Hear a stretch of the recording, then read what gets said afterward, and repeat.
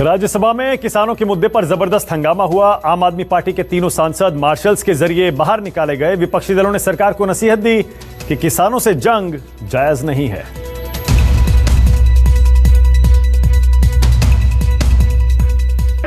Please don't test my patience.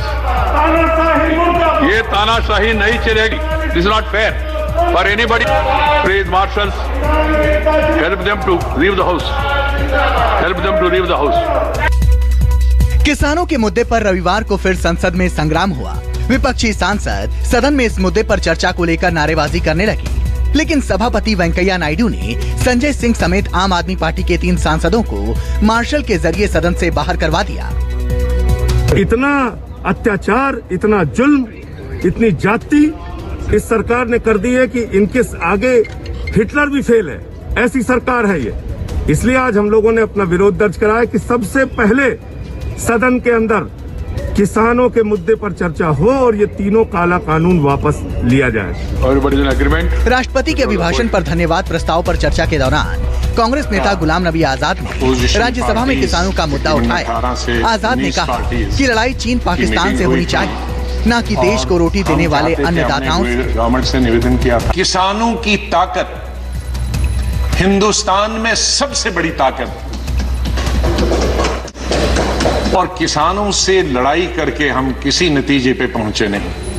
आपके, हमारे, सब हिंदुस्तान के 130 करोड़ लोगों के अन्नदाता चीन और पाकिस्तान अगर हमारी तरफ नजर उठाकर भी देखता है तो हम आपके साथ। लेकिन किसानों के लिए क्या?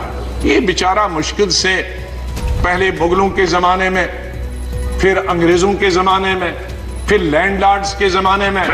गुलाम नबी आजाद ने 26 जनवरी को लाल किले पर हुई हिंसा के गुनहगारों को भी गिरफ्तार करने की अपील की। जिससे मैं निवेदन करूंगा कि कोई कमेटी बनाएं जो उनकी छानबीन करे कहां गए हैं 26 जनवरी को। या मैं 26 जनवरी का उल्लेख किए बगैर नहीं रह सकता हूं। हम जितनी भी निंदा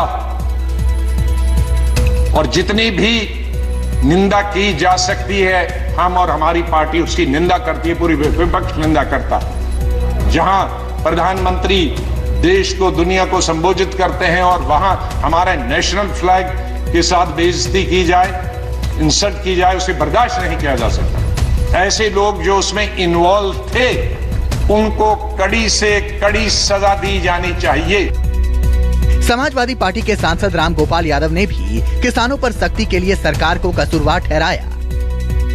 उन्हें कैसे मालूम था भाई कि ये कानून आने वाले जो 4 साल से बना रहे थे? आप देख आइए जाके अगर मैं गलत कह रहा हूं। बनाई मन्नी की नहीं बनाई?